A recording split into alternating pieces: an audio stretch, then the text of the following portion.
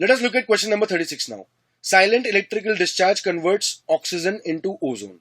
So if on passing 10 liter of oxygen through silent electrical discharge, the total volume of gas is reduced to 7 liter. The mole fraction of ozone in the product mixture at this instant is. So we have to assume that the gases are ideal and the pressure and temperature remain constant during the process. Students, if we try and write the balance equation for this conversion, so we have 3O2 gaseous, it is converting into 2O3 gaseous. So initially we had a 10 liter sample of oxygen. So after some time it is mentioned to us that the volume reduced to 7 liter. So what must have happened is that this O2 must have converted into ozone. So if we try and look at the stoichiometry of this reaction, so we have 10 minus 3x, which is forming 2x. Now it is given to us that the sum of these volumes is equal to 7 liters. So we have 10 minus x is equal to 7. So on solving this expression, we have the value of x is equal to 3. So if we look at the product mixture, it contains 6 liters of ozone and it contains only 1 liter of oxygen. So students, we have to find out the mole fraction of ozone that will be equal to the volume fraction of ozone in the sample. So we have chi, which is the mole fraction of ozone. It is equal to 6 upon 6 plus 1, which is nothing but 6 upon 7. So students, the answer which we are looking for in this question is option 4. Let us look at the next question now. Question number 37. The total number of lines obtained in the emission spectrum when electrons in a sample of hydrogen atoms de-excite from the fourth excited state without any transition to the third orbit and without any transition from the third orbit is. So students, if we talk about the total number of lines which will be obtained when an electron is de-excited from the fourth excited state, so it means that the value of N2 is equal to 5 and the total number of lines which will be obtained shall be equal to N2 minus N1 into N2 minus N1 plus 1 upon 2. So we have 4 into 5 upon 2. So this is equal to 10. But in this calculation, we have not included this condition that the third orbit is not involved in any sort of transition. So if we try and figure out the number of lines involving n equal to 3,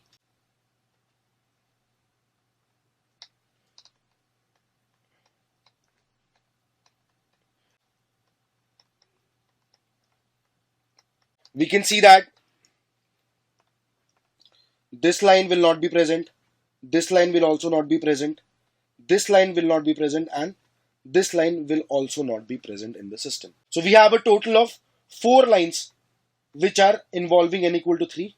So we have to subtract this 4 from the 10 which we had calculated initially, assuming that there was no constraint. So we have a total of 10 minus 4, that is equal to 6 lines in the system. So students, the answer which we are looking for in this question is correctly represented in option 3. Let us look at the next question now, students. Question number 38. The first ionization energy of lithium atom is 5.4 electron volts. If total energy required in the below reaction is 203.4 electron volt, the reaction given to us is the complete ionization of Li gaseous into Li3 plus gaseous. Then we have to find the second ionization energy of Li atom in electron volt. So students, if we talk about the successive ionization energies of Li, so we have Li which is first converting into Li plus, then this Li plus will convert into Li2 plus, and then the Li2 plus shall be converted into Li3 plus.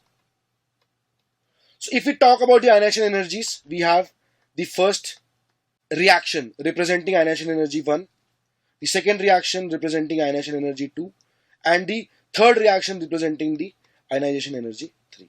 Now students, the examiner has mentioned to us that in the first reaction, the total energy involved is 5.4 electron volt. The examiner seems to be interested in the second ionization energy, so let's call it as X. And we know that for the third ionization energy, we can apply the Bohr's model, which gives us the value of IE, that is equal to 13.6 into Z square by N square. So we have the value of Z equal to 3. So the IE3 value is going to be equal to 13.6 into 9, which gives us a value of 122.4 electron volts. So the third ionization energy we have calculated using the Bohr's model, it is equal to 122.4. Now students, the examiner has mentioned to us that the sum of all three ionization energy values is equal to 203.4 electron volts. So students, if we solve for the value of x, we can see that the value of x comes out to be equal to 75.6 electron volts. So which is given in the third option. So students, we have to mark option 3 as the correct answer to question number 38.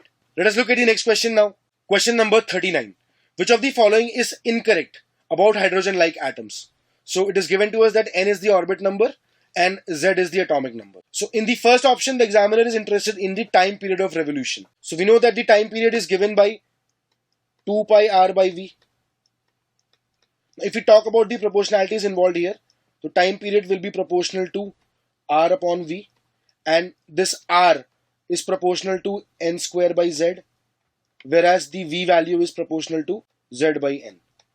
So if we simplify this, t is directly proportional to n cube by z square. So students, the statement given in option 1 is correct. Now if you look at option 4 now, the examiner is interested in the frequency. So we know that the frequency represented by f is inversely proportional to the time period. So we have the proportionality for f as well. The frequency is directly proportional to z square by n cube. And looking at the statement, we can see that this statement is also given correctly. Now we have to look at the second and the third statements now. Let's start with the second statement. So it is given to us that the circumference of the orbit traced by an electron is proportional to n square by z. So we have the circumference. Let us represent it by using c. C will be equal to 2 pi r. And we have already seen that the proportionality of r with n and z is that r is directly proportional to n square by z. So students, the circumference c will also be proportional to n square by z.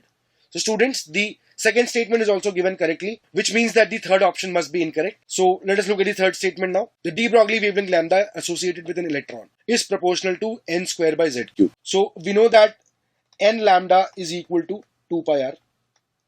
So the de Broglie wavelength of any electron in the nth orbit is given by this formula. So the proportionality of r, we had already seen that it is proportional to n square by z. And on the left hand side, we have an n. So if we look at the proportionality associated with lambda, we'll have lambda is proportional to n by z. So students, as we had seen before, the third statement is incorrect and we have to select this option as the answer to question number 39. Let us look at question number 40 now. Consider the following hypothetical ground state electronic configuration. So we have a configuration in which we have 5 electrons in the 3d subshell, we have 2 electrons in the 4s subshell, and we have 3 electrons in the 4p subshell now. So the examiner is interested in knowing about the rules which are violated in the above configuration. So the rules mentioned to us are Aufbau's principle, Hund's rule, and Pauli's exclusion principle. So if we talk about the first option, which is the Aufbau's principle, we can see that the Aufbau's principle is violated when the 4p orbitals are filled up before the complete filling of 3d electrons. So 4p will only be filled when the 3d electrons are completely filled up. So students, Aufbau's principle is violated in this case. If we look at Hund's rule, so the Hund's rule says that pairing will only happen when all the degenerate orbitals are singly occupied first. So this is violated in the 4p orbital again, in which the examiner has paired up the electron without filling up all the orbitals present in the p subshell. So students, Hund's rule is also violated in this case. If you look at the Pauli's exclusion principle, it is violated in the 4s electrons where both the electrons have been given the same spin. So Pauli's exclusion principle says that no two electrons can have the same set of all 4 quantum numbers, which is violated in the 4s electron. So students, this rule is also violated. So all of the given rules are violated. So we have to mark option 4 as the correct answer to our question. Let us look at the next question.